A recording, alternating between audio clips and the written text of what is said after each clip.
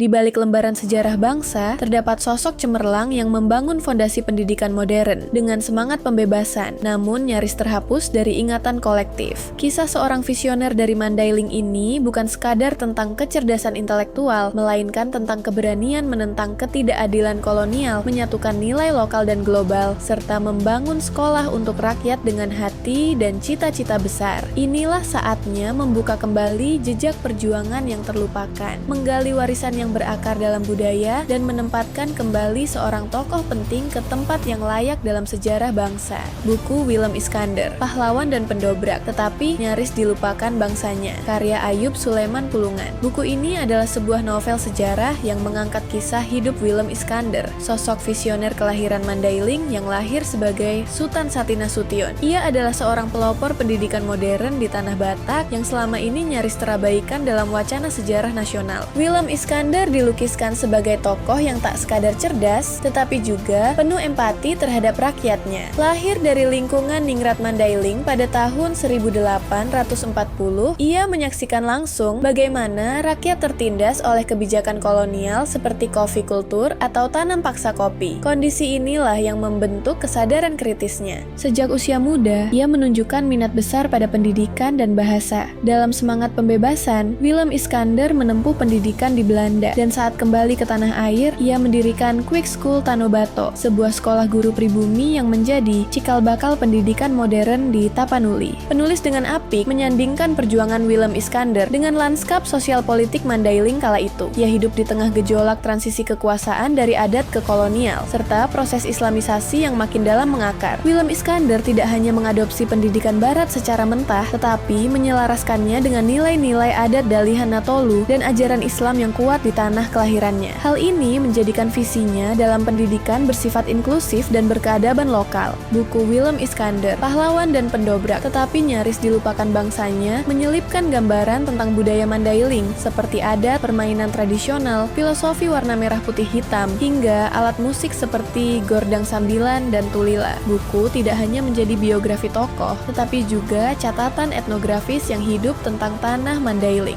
Tragisnya, meski kontribusinya besar dalam membangun fondasi pendidikan modern Indonesia, nama Willem Iskander tidak pernah menempati posisi layak dalam historiografi nasional. Buku ini menjadi sebuah upaya menebus kelalaian sejarah tersebut, mengangkat kembali suara dari pinggiran yang selama ini tenggelam dalam arus narasi sejarah dominan. Anda bisa mendapatkan buku ini di www.thepublishstore.com atau di seluruh marketplace kami, yaitu Shopee, Tokopedia, Lazada, dan Bukalapak. Selalu support channel kami dengan cara like dan subscribe. Jika video ini bermanfaat, jangan lupa share ke orang-orang sekitar Anda.